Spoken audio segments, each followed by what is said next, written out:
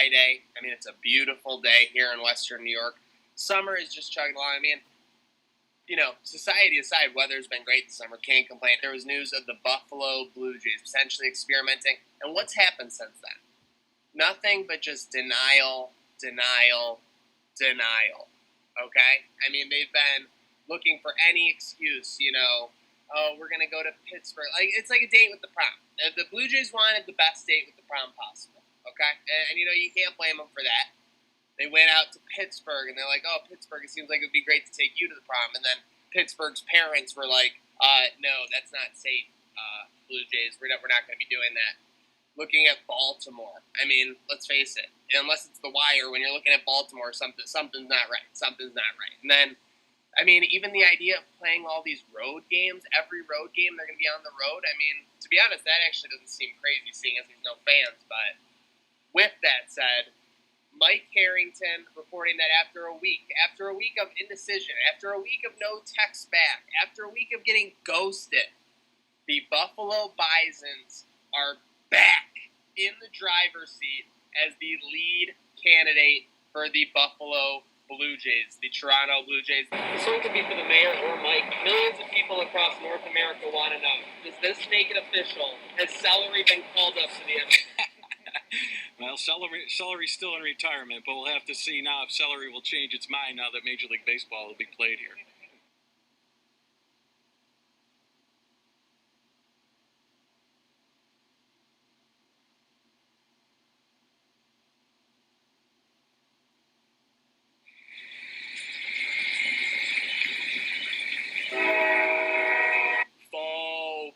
Happy Buffalo Baseball Eve. We're bringing you a very special episode of Trainwreck tonight, episode 181.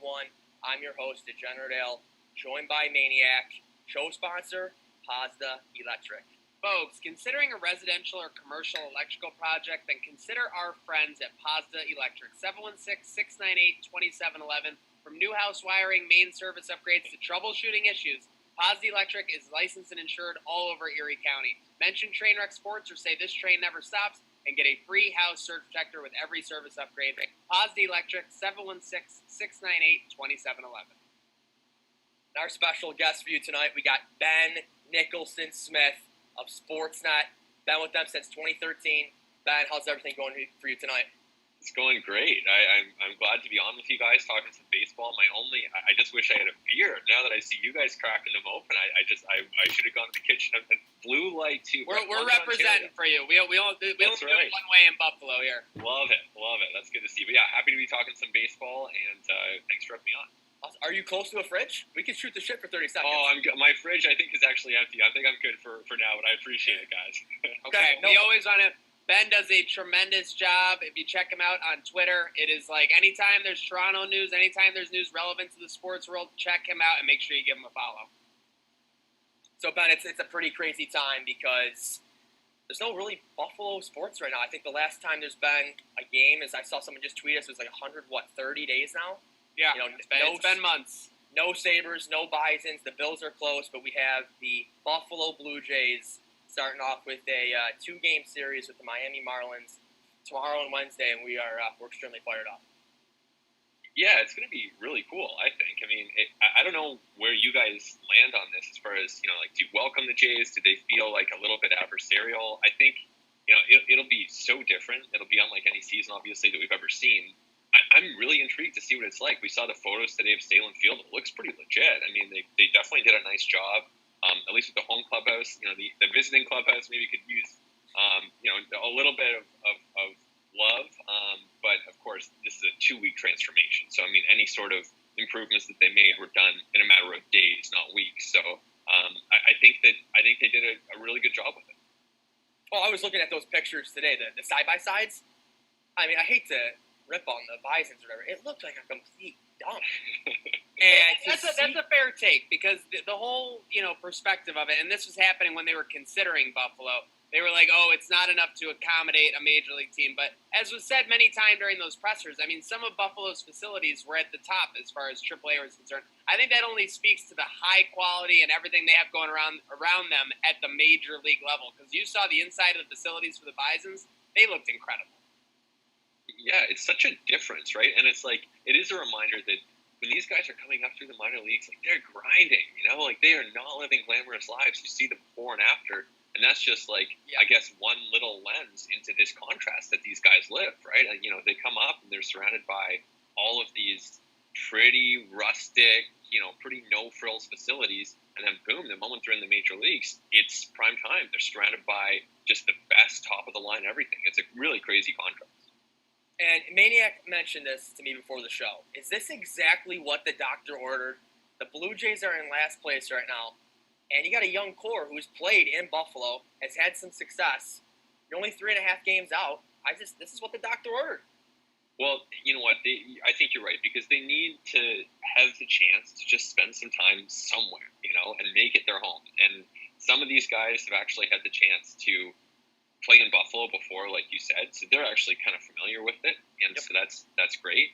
And then other players on this team won't know it yet. They came up through other systems; they wouldn't be familiar with it, but they can kind of make it their own, and kind of get comfortable in this space for a little while. Because I don't know about you guys, I've definitely done some road trips or done some road swings away from home over the years, but like, I've never been on the road for a month or 3 weeks at a time where you're just going city to city, hotel to hotel. And we're not talking about a vacation here. These guys are being asked to perform at the top of their game. So to have the chance to just have a little bit of a break, have a little bit of all right, let's slow down. We're going to make Buffalo our home. We're going to find out, what is the best things we can find at St. Louis Field. What are the best ways to make this feel like home? And then they can get right into it.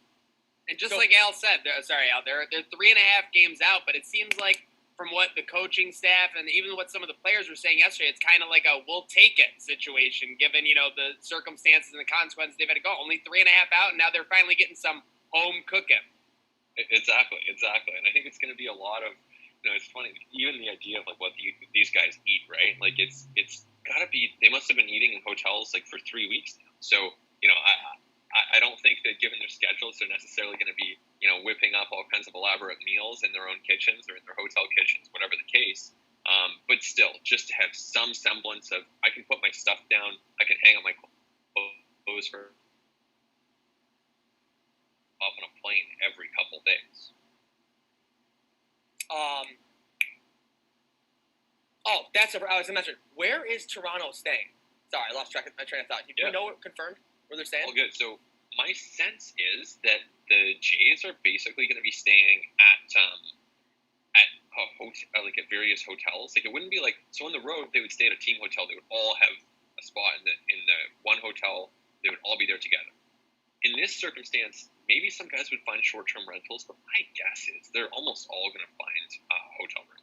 And maybe the team would even set them up with that. So I'm not sure how this works. We haven't really heard from a lot of the players and staff yet. But, it would be, if you're only there for a couple months, are you really going to find a lease? Are you going to go apartment hunting? Like, more likely you just say, I'll just eat the hotel bill and kind of deal with it. Yeah, because we knew, Maniac, because one Seneca Tower mentioned that they would consider housing them too, right? Yeah, they were definitely trying to get the news. I don't know if that was just Douglas talking, our good guy Douglas Development over there. But yeah, Seneca was welcoming him with open arms. And I'll tell you what, I practice social distancing. I'm being careful. If one of those guys needs an Airbnb spot, just let me know. We are more than welcome. Buffalo, just like we went throughout the process, we are welcoming these Blue Jays with open arms. And you made a good point, Ben, because adversarial or not, a lot of people around the Buffalo area are Yankees fans just because, it's kind of the quote-unquote closest team, the fact that New York's in the name. Even myself, as a diehard Yankee fan, I kind of find myself I won't even say it lately. I'm checking the Blue Jays box score, the game center every single time because I'm invested in this team that's playing in Buffalo, no doubt, Al. Exactly. I'm so excited because, the Bills, they're hot. They're coming back here in September, but the Buffalo Sabres, we've been in the playoffs in, 9 years now. So, we're open to another team coming in here, having a potential opportunity to win. So, hey, it's only 3.5 games right now. It's very early. Yankees struggling as of late. And, yeah, you look at the wild card standings, too. Everyone's very close. And there's, 8 teams from, correct me if I'm wrong. Is it 8 teams this year? Thank you from each league? Yeah. 8 teams. The Jays should be in this hunt. And this is why, to start 5-8 as they did, it is kind of disappointing because I thought they played better than that. I thought that they needed to come home, maybe 6 and, just even if it was 6 and 7 instead of 5 and 8, that might have been a big difference for them. And certainly they pitched well enough to even finish over 500 for that stretch. Of course, it's a tough stretch, and maybe they start playing better now that they're at home. But yeah, I think if you have 8 teams getting in, like it's almost like a hockey setup, right, guys? Like it's more like NHL style. You kind of have to get into the playoffs in that situation.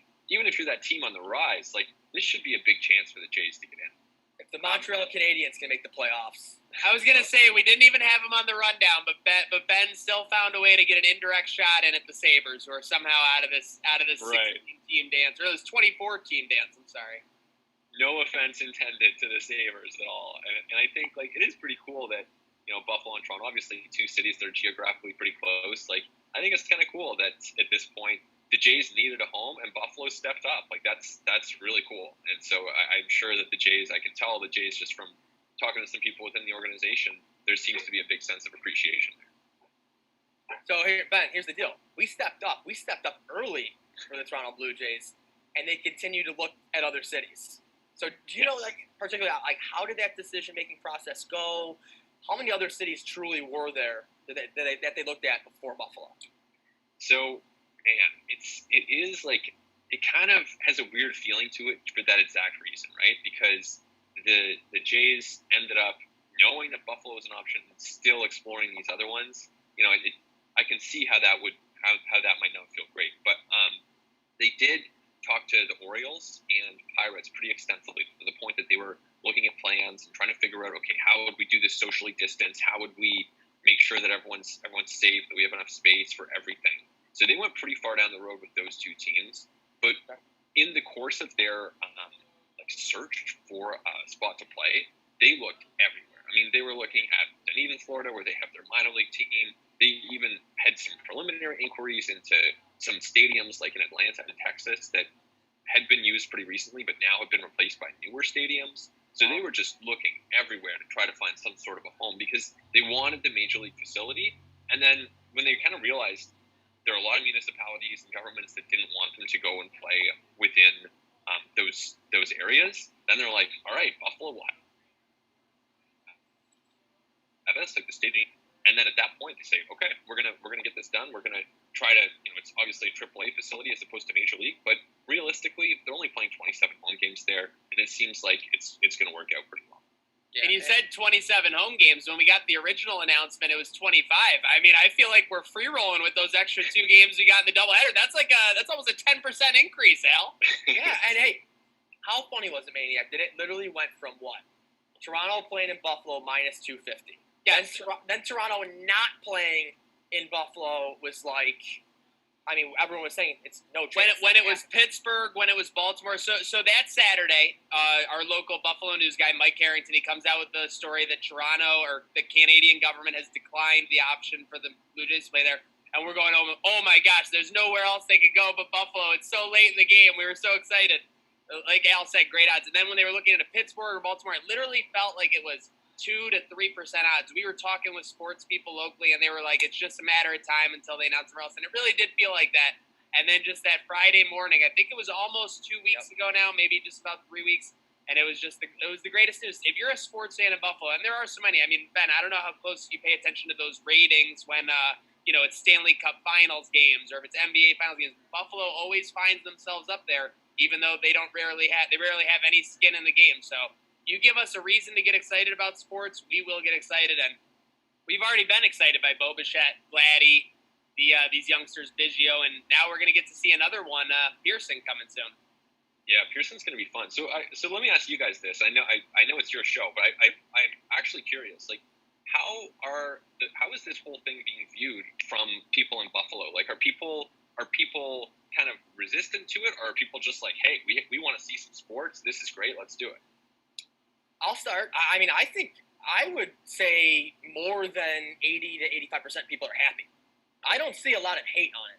I mean, I don't know if you disagree with that, but I see most people are very positive about this, excited to see the Buffalo Blue Jays. You've seen what Del Reed and 26 Shirts have done. He created, a shirt, I think a jersey and a hat, and it was his top seller all time. For 26 Shirts, a Buffalo-based shirt company that sells Sabres and Bills. This shirt blew everything out of the water. So I think it looks very well in Buffalo. I think the proof is absolutely in the pudding with those numbers. I will say that when Buffalo got sidelined for Pittsburgh and potentially Baltimore, the vocalists regarding the "who cares? You're not even going to be able to go to the game. Oh my gosh, like who cares?" They were out in full droves, and they were out, and they're still out in a little bit in that regard. But like Al said, the proof was there with the shirt orders. I would say, I don't want to speak to movies you've seen, Ben, but Major League 2. Are you familiar with I forget who it is, Uncle Eddie from Vegas Vacation, from the Vacation series. But he's just this crazy fan who's like heckling them the whole time, saying how it's just they're going to blow it. And then when they win at the end, he's, I never doubted them. They're the best. And that's kind of what Buffalo is in sports. We like to be kind of, negative along the way just because it kind of conditions us. It makes us feel a little bit more comfortable, I think. But now that the Blue Jays are playing here, like Al said, I think the approval rating is 80 to even maybe 90%. People are definitely as fired up as they can be without being able to go to these games for sure. That's awesome. Yeah, that fan mentality that you just described there, that sounds like a lot of Maple Leafs fans that I know, especially after their recent loss to the Blue Jackets. So I know exactly what you're talking about there. Yeah, and Ben, I'll admit it. I am typically the guy that, because of the Maple Leafs, I will never root for the Blue Jays. Or I would never root for the Raptors. Like when the Raptors were facing the Golden State Warriors, I don't care how many times the Warriors won, I was rooting for the Warriors. That's just how I was. Yeah. Whatever, but I am definitely excited for the Buffalo Blue Jays to be in town. And the Maple Leafs last night, if you would have told me before the playoffs that the Edmonton Oilers, Pittsburgh Penguins, and Toronto Maple Leafs would all be out, that's insane for the NHL, in my opinion, and just a ratings perspective. To not have Crosby, to not have McDavid, and to not have a team like Toronto Maple Leafs. And I know Toronto, they haven't won a playoff series since, 04? Is that what it said? I think I saw that. I believe so. It's been 15 years of torture, apparently, for these Maple Leafs. It actually made me feel a little bit better about the Sabres for a second. I'm not going to lie. Misery loves company, I guess. No, of course. And aside from the Raptors, right, you're looking at a couple cities that have probably had more misery than championships, at least in the last, chunk of time. So, yeah, I guess they're finalities there. But yeah, I totally talking about watching the NHL playoffs without having Edmonton. That's the one to me, because we've seen Crosby win it. I never expect the Leafs are going to advance. But I wanted to see the Oilers. I wanted to see McDavid do what he can do at the highest level. But I guess we'll have to wait a little longer. It's the craziest thing that the Buffalo Sabres, we tanked for McDavid or Eichel. And this is a whole other show topic. But if the Sabres had McDavid right now and didn't have Eichel, would it be that much different? Would we just be making the playoffs because we have McDavid? I'm just saying. But I know when you started bringing them up, that topic up, I'm like, this is sad. And then when you said the end part, I'm like, wow, this is really sad. You're right. There would not be. McDavid is the best player on the planet. Is that pretty safe to say at this point? His ability to create points, I do not think that he would be able to save the Sabres with what's going on around them. And that speaks to how heroic Jack Eichel's been, honestly. And he's got Draisaitl, who's what? Yeah. Top 3, top 4, top 5 NHL easy? Yeah. You have two top 5 people and you couldn't knock off the Blackhawks. Sorry. They just need one more number 1 pick in the draft lottery. One more. One time. And this is a disaster. I think if the NHL knew that this was, and some people are saying that this was fixed this way. Obviously, I'm not that much of a conspiracy theorist, but I think if you told the NHL that the Penguins, the Oilers, and co are going to be in running for Lafreniere, they would be pretty upset. Totally, I think you're totally right. And this is going down tonight, right? I think the lottery is, right. Yeah, so everyone's got a 12.5% shot. To be honest, that's a little bit more entertaining to me than the actual lottery, I will say, because the way the odds are skewed in lottery, it's that about 12. Well, I guess you should say that about 12 to 15 out of the 15 teams are going to get it, but this team was number 15 that ended up getting it. So who the hell knows of the NHL? The only thing I know of the NHL is they did get it right with this playoff, this play-in, this round-robin scheduling, because it's been a pleasure to watch these last 2 weeks now. It's March Madness on steroids. Give me hockey all the time like this. You got to change the schedule. Just like you brought up, PGA Championship. Yes. Primetime golf.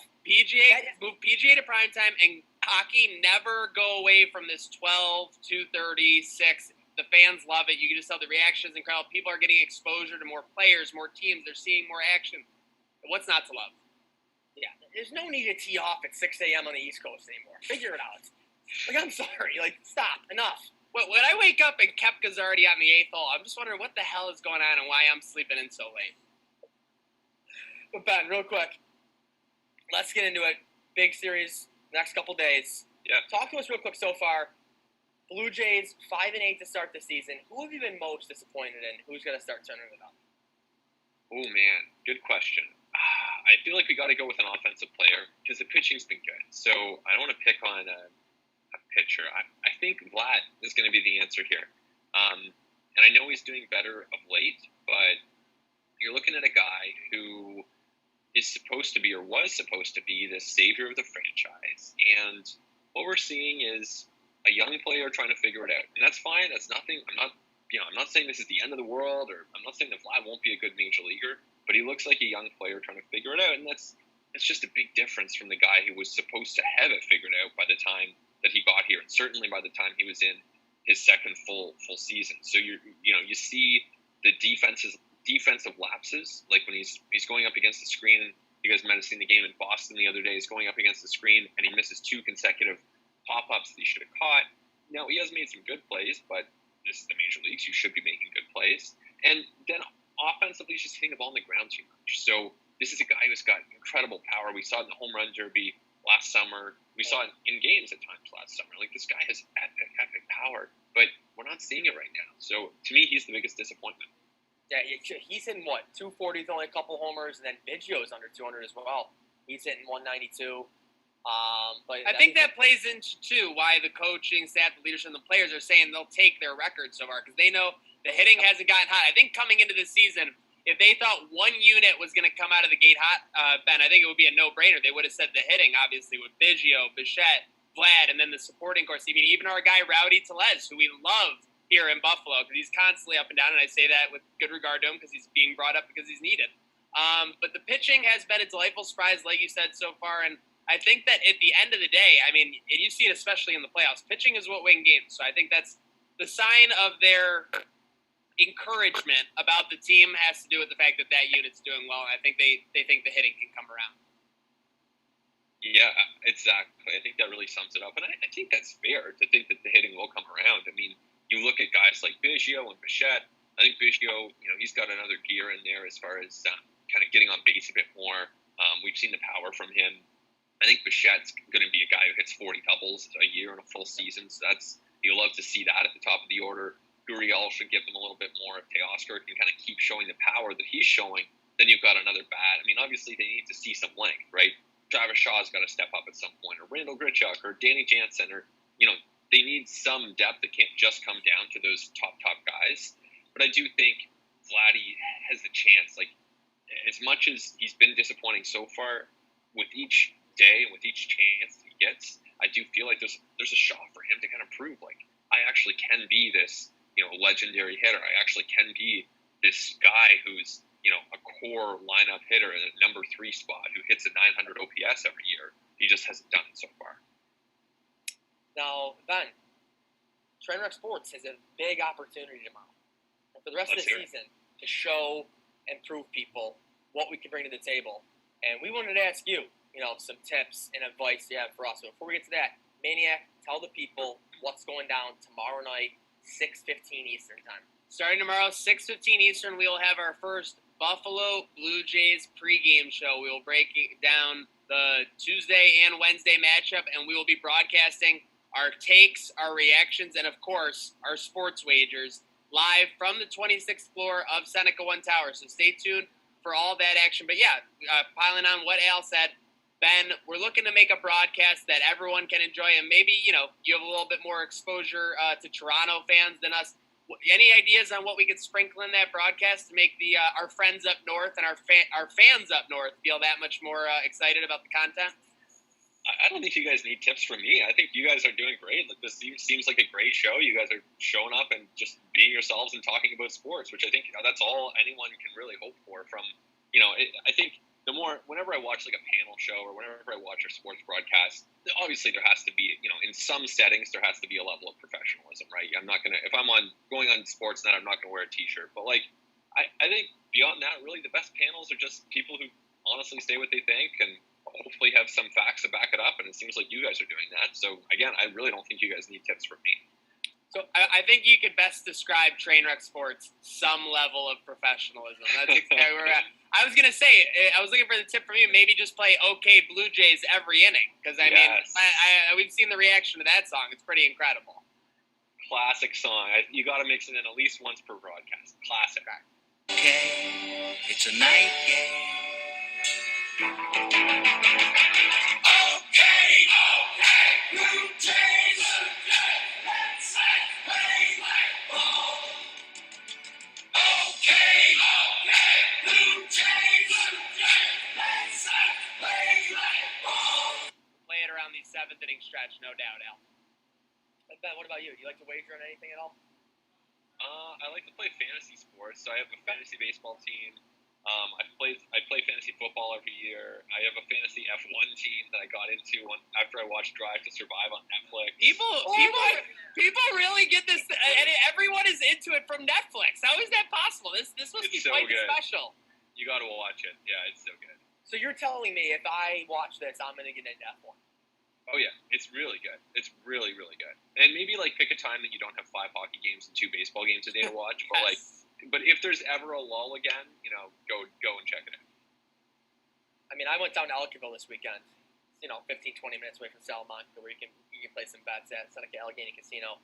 My cousin's got me into. He made me download the TVG horse racing app. It's going to be deleted very soon.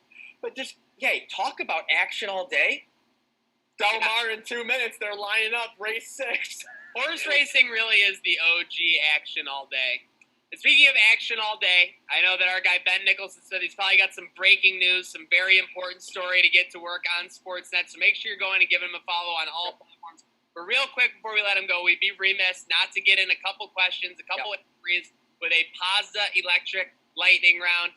Ben, we're going to ask you a couple quick fire questions, just looking for quick answers. Are you ready? I'm ready. Let's go. Okay, so as, a journalist and as a person, we typically go north towns or south towns for Buffalo, but for you, we're going to say north of the border or south of the border? Well, I mean, as a Canadian, I'm going to go north of the border. Okay, I just wanted to make sure. We wanted to let your Maple Leaf brethren know exactly where you lie. Yeah. As a sports person, favorite sports movie? Oh, man. Yeah. Oh, man. I think Moneyball is the best sports movie, but my favorite, I like some of the classics, even Rookie of the Year, that kind of thing. That vintage from the 90s baseball movies. The trailer when he throws it by the speedometer and he walks by it and it flickers from 71 to 96 or whatever. Classic scene. Yeah. So I go with one of those classic baseball movies. Okay, a lot of people know the broad stroke details about Canada, but what's your favorite thing about Canada? Oh, man. I guess the summer, and this year the summer's been different too because I've been working kind of not less but differently. I'm at home a lot more. I'm traveling not as much. The summer in Canada is amazing. It's obviously very similar to Buffalo, right? But you have these winters that are pretty grueling, and then once it's summertime, it's all right, let's hit the patios, let's go outside, let's watch a ball game, really make the most of it. Canada and Buffalo are so similar because I feel like that response could have been exactly what people would say is their favorite thing about Buffalo.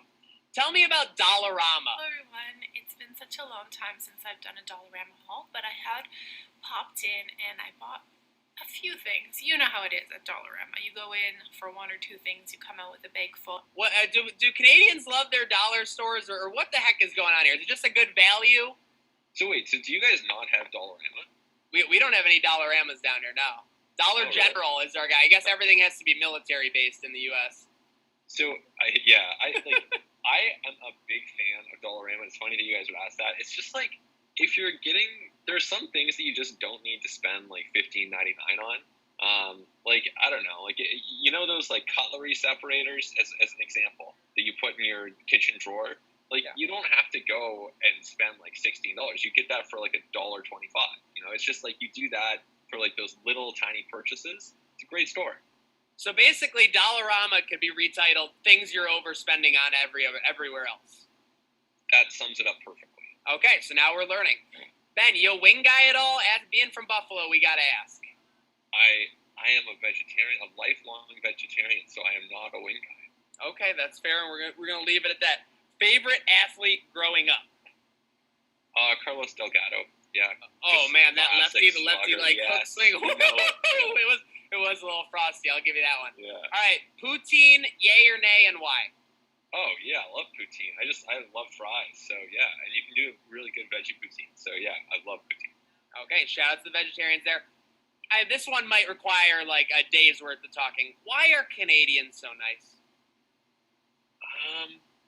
I wonder if it's like a self-fulfilling prophecy at a certain point. You know, like if we were described as nice, and then we just kept describing ourselves as nice, and then like that just became the way that people interact. I don't know. I wonder if that's an aspect to it, but that's like you need to have a sociologist on to answer that question. I have no idea. Is there ever a moment where you're with a group of friends and one person's about to overreact, and you're like, "No, remember, we're Canadian." Like, you know. No. Okay. I'm just saying, if maybe it plays in that, but hey, they are nice, and that's not a bad rep to have. We'll mostly say that. And last but not least, Ben, does this train ever stop? No, this train never stops. Let's go. Pazda Electric Lightning Round with Ben Nicholson Smith. He made it out alive. Hold on. I got two more. Two more. Not yet. Maniac, I always add one or two. Ben, favorite meal as a vegetarian? I love pasta. Yeah, like I love different types. I love like topping with a lot of Parmesan cheese. But yeah, pasta would probably be my favorite. Or pizza, one or the other. That's crazy. Okay, so that makes sense. So you're a vegetarian, but you can still eat pasta and pizza. Come on, it's fine. Yeah. He's like got the best of all worlds. It really is. It's incredible. Second one, last question. Toy Box or Orchard nightclub? I honestly don't know what you're talking about. Toronto nightclubs. Was just curious. Oh man, that tells you how long it's been since I. He's a big Orchard guy. He just didn't want to let it on. It's probably some Sportsnet sponsorship or something. No, I have honestly, I couldn't. I haven't been to a nightclub in like years, guys. But especially these days. But I'm sure they're both great spots. Last nightclub you were at in Toronto? Good question. You know what? I'm sure that over the years at various events I've gone out to nightclubs, but what's the one that DJ Anthony was always talking about right across the border? Oh. DJ Anthony Kissing 8.5 Dragonfly Night. Dragonfly Nightclub. I've never been to Dragonfly. I honestly don't know. I'll send you guys an email if I think of any good ones. Don't worry about it. So yeah, we know you got to run. I wanted to mention real quick, R.I.P. to the Washington Square. Really sad morning hearing that news from the Buffalo Business First. Family, friends, high school friend to both of us. Their parents have owned the place since, what was that? Square's been around since, 1967, I think that article said. So that was our go-to place before and after Bison's games. Double Goose Bombers, double order of barbecue hot wings, great fries, great service, great people. So that was tough to see. And listen, that's not the only place that's gotten hit because of this pandemic. So all the other places out there that have suffered, that was the first one that really hit home to me. I know there's obviously a lot of other restaurants and businesses that are struggling out there. So just, tough to hear that this morning. Yep, shout out to the staff and the ownership at the Washington Square. They've treated us like royalty over the years. So anything we could do, we're always here. And the Square never stops. That's all I'm saying. Even if it goes maybe to new ownership or something like that, the Square never stops. So shout out to them. I was hoping to get Nicholson there. Yeah. Can you imagine live show Bison's playoffs, Nicholson at the Square? Are you kidding me? Oh my God! Looking right behind the bar. I'd go nuts. But hey, Ben, like we said, thank you for coming on the show tonight. And Ben, how do we end this show? I'm guessing it has something to do with saying the train never stops. I didn't even have to say it. Good night now.